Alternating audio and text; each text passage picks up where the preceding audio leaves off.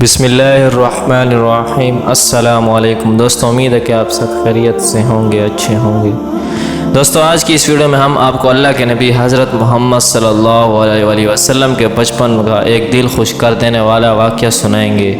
جب اللہ کے نبی حضرت محمد صلی اللہ علیہ وآلہ وسلم کی عمر 3 سال کی ہو گئی تھی تو آپ دائی حلیمہ کے پاس پرورش پا رہے تھے۔ تو ایک دن دائی حلیمہ کی بیٹی کہنے لگی کہ امی جان، جب میں بکریاں چرانے جاتی ہوں تو میرا بھائی محمد کے بغیر دل نہیں لگتا، میری ماں بھائی محمد کو بھی ساتھ جانے دیا کرو۔ یہ سن کر دائی حلیمہ کہنے لگی، نہیں بیٹی، یہ ابھی بہت چھوٹا ہے، نرم و نازک ہے، اسے دھوپ لگ جائے گی، اگر جنگل میں جاتے وقت اس کے پاؤں میں کانٹا چبھ گیا تو کیا ہوگا؟ ابھی یہ بہت چھوٹا ہے، اس لیے میں تمہارے ساتھ نہیں بھیج سکتی۔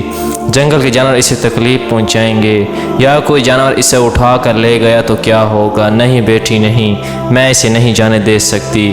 یہ سن کر دائی حلیمہ کی بیٹی کہنے لگی کہ اماں جان، ایسا ہو ہی نہیں سکتا، کیونکہ جب میں بھائی محمد کو لے کر جاتی ہوں تو ایک بادل ان کے اوپر چلتا رہتا ہے جو انہیں سایہ دیتا ہے، پتھر ان کے پاؤں کے نیچے موم کی طرح ہو جاتا ہے جس پر بھائی محمد کے پاؤں کا نشان پڑ جاتا ہے۔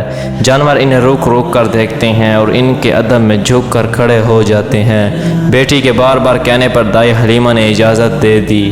اگلے دن اللہ کے نبی حضرت محمد صلی اللہ علیہ وآلہ وسلم اپنی بہن کے ساتھ بکریاں چرانے جانے لگے تو بادل آپ پر سایہ کرتا، پتھر موم ہو جاتا، جنگل کے جانور آ کر آپ کے آس پاس بیٹھ جاتے اور آپ کا سماتھا چومنے لگتے۔ اسی طرح آپ ہر دن منہ بھولی بہن کے ساتھ بکریاں چرانے جانے لگے۔ تو ایک دن دائی حلیمہ نے بیٹی سے منع کر دیا کہ آج کے بعد محمد تمہارے ساتھ بکریاں چرانے نہیں جایا کرے گا، کیونکہ میں اپنے بیٹے کو تکلیف میں نہیں دیکھ سکتی، مجھ سے محمد کی دوری برداشت نہیں ہوتی، اور محمد میرے پاس بی بی آمنہ کی بہت بڑی امانت ہے۔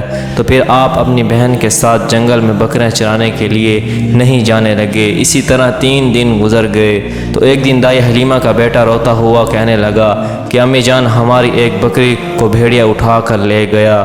یہ سن کر دائی حلیمہ کی آنکھوں میں آنسو آ گئے۔ تو جب آپ صلی اللہ علیہ وآلہ وسلم نے اپنی ماں کی آنکھوں میں آنسو دیکھے تو آپ کی آنکھوں میں بھی آنسو آ گیا۔ پھر آپ کہنے لگے کہ امی جان، آپ مجھے جنگل جانے دیں، میں اپنی بکری کو ابھی لے کر آتا ہوں۔ تو دائی حلیمہ کہنے لگی، نہیں بیٹا، بھیڑیا بہت خطرناک جانور ہے، وہ تمہیں بھی کوئی نقصان پہنچا دے گا۔ تو آپ نے کہا، نہیں اماں جان، مجھے جانے دیں، میں ابھی لے کر آتا ہوں اپنی بکری کو۔ تو آپ کے اصرار پر دائی حلیمہ نے آپ کو اجازت دے دی۔ تو آپ اپنے بھائی کے ساتھ جنگل کی طرف نکل گئے۔ جنگل میں پہنچ کر آپ نے آواز لگائی کہ اے تمام جانوروں، ادھر آؤ، میری امی کی بکری کون لے گیا؟ یہ سن کر جنگل کے تمام جانور آپ کے آس پاس آ گئے، جن کے ساتھ دائی حلیمہ کی بکری بھی تھی اور وہ بھیڑیا بھی تھا جس نے دائی حلیمہ کی بکری کو اٹھا کر لے گیا تھا۔ بھیڑیوں نے سلام کیا اور نہایت ادب سے آپ کے قدموں میں بیٹھ کر کہنے لگا، اے اللہ کے نبی، آپ پر ہماری جان قربان ہو۔ تو آپ صلی اللہ علیہ وسلم نے کہا، اے جانوروں، کیا تم سب کو نہیں معلوم یہ دائی حلیمہ یعنی میری ماں کی بکریاں ہیں؟ تو جانور کہنے لگے، اللہ کے نبی، جب آپ جنگل میں بکریاں چرانے آتے تھے تو ہم آپ کا دیدار کرتے تھے، مگر آپ کچھ دنوں سے نہیں آ رہے تھے، اس لیے ہم سب مایوس ہو گئے اور آپ نے دیدار کے لیے ترسنے لگے۔ تو ہم نے یہ سوچا کہ آپ کا دیدار کرنا ہے تو دائی حلیمہ کی بکری کو پکڑنا پڑے گا، جس سے چھڑوانے آپ ضرور آئیں گے۔ ان تمام جانوروں میں شیر بھی، بھیڑیا بھی تھا، ہاتھی بھی تھا اور کون سا ایسا خطرناک جانور نہیں تھا جو وہاں پر موجود نہیں ہو، مگر سب آپ کے دیدار کو ترس رہے تھے۔